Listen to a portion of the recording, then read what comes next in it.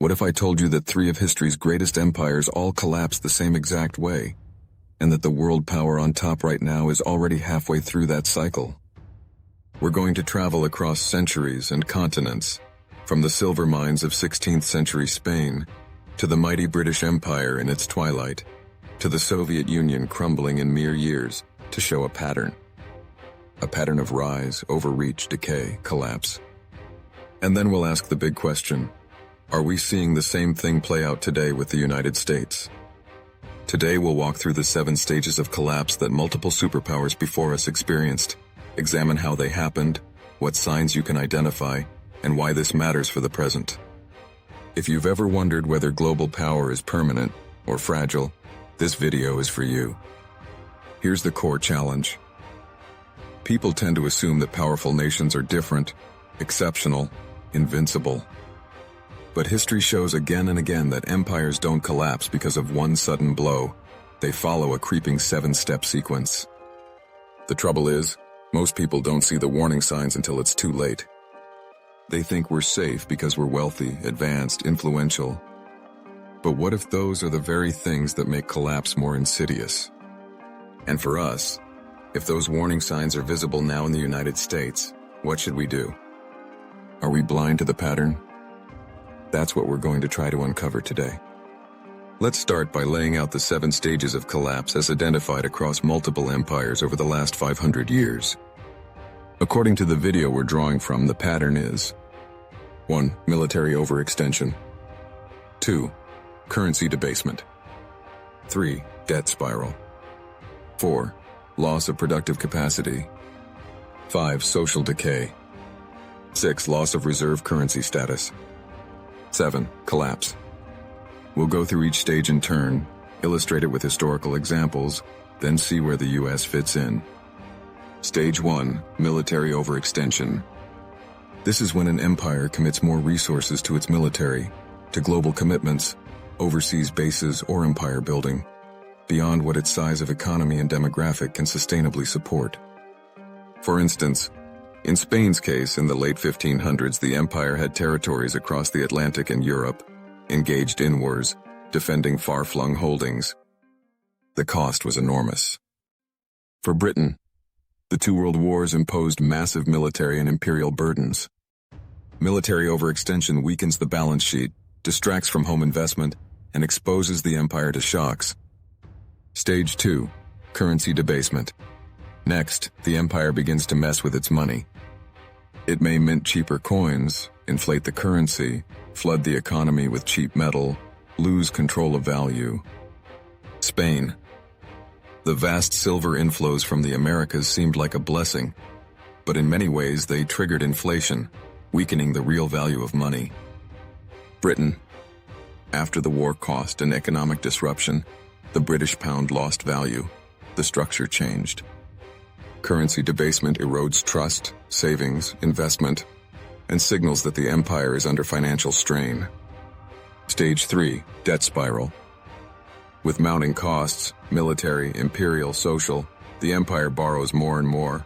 Debt piles up. Interest eats into the budget, leaving less for productive investment.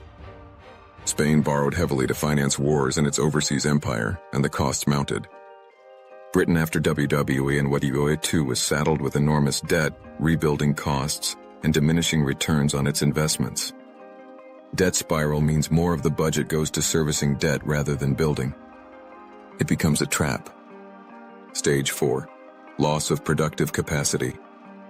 Here, the economy starts to weaken. Industries that once made the empire strong become less competitive. Resources are diverted away. Innovation stalls, infrastructure decays. If you're borrowing and spending more on maintenance or external commitments, you have less for building new productive capacity. In Spain's case, the silver riches masked structural problems in production and trade. The domestic economy suffered. For Britain, the industrial heartland declined, global competition increased, and the empire's productive edge faded. Stage 5. Social decay. This is a particularly dangerous stage. When society starts to unravel, trust declines, institutions erode, inequality rises, internal divisions deepen, culture frays. According to the pattern, this is where the US is said to be today. In previous empires, social decay manifested as elite decadence, loss of public solidarity, corruption, declining civic participation, weakening social norms. For example, in Britain's imperial twilight, the social fabric was stretched by war, by class division, by the costs of maintaining empire while living standards stagnated.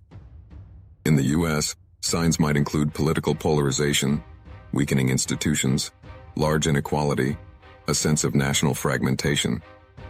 Stage 6. Loss of reserve currency status. This is more technical but hugely significant. Many empires' currencies have held global reserve status, i.e., widely accepted for international transactions. When that status is lost, the empire loses a powerful economic advantage. The argument is, Britain lost the pound's dominant reserve status in the mid-20th century as the US dollar took over. Spain never had a modern global currency in the same way, but the principle holds in its silver-based money. If the US dollar were to lose its reserve currency status, it would reduce America's ability to borrow cheaply, to dictate terms, and would expose the economy to more external risk. Stage 7. Collapse finally, the full breakdown. Not necessarily sudden in every case, but a decisive shift. The empire loses global dominance, its political structure is radically altered, its economy contracts. Spain, the great silver empire of the 16th and early 17th centuries, effectively collapsed by around 1670. Britain, the world empire ended by mid-20th century, especially after 1945-1954 as some historians mark. The Soviet Union, a much faster version, from superpower to dissolution in just a few years. Collapse means the empire is no longer the dominant global player it once was. The economic political system is no longer sustainable in its old form. Historical case study: Spain. Let's step through one of the past empires as a full example. Spain. In the late 1500s, Spain had vast silver wealth from the Americas, enormous empire prestige. But the silver also caused inflation, the wars drained resources, the economy began to lag, manufacturing didn't catch up, social tensions rose, corruption grew. Over the period 1590 to 1670, Spain went through all 7 stages and ended the era as a major power. This serves as a warning. The very things that look like strength, territory, wealth, dominance, can become weaknesses if structural problems build underneath. Historical case study: Britain. Next, Britain.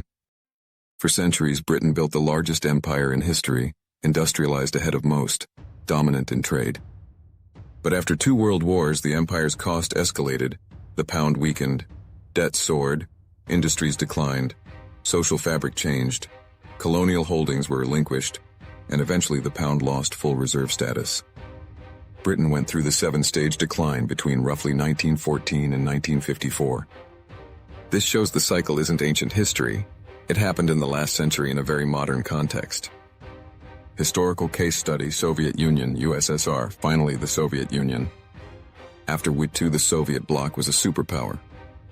But within decades it ran into enormous economic inefficiencies, arms race burdens, social stagnation, corruption, lack of innovation, nationalism in its constituent republics, and within about 900 days in 1991 it simply dissolved. Here we see an extreme case where the collapse was very fast, but the stages still hold: overextension, arms race, currency and economic dysfunction, debt and budget stress, loss of capacity, social decay, final breakdown. Where is the United States today? Now let's ask, if these 3 empires followed the same 7-stage pattern, where does the United States stand? According to the pattern, the US is at stage 5, social decay. We'll look at the signals.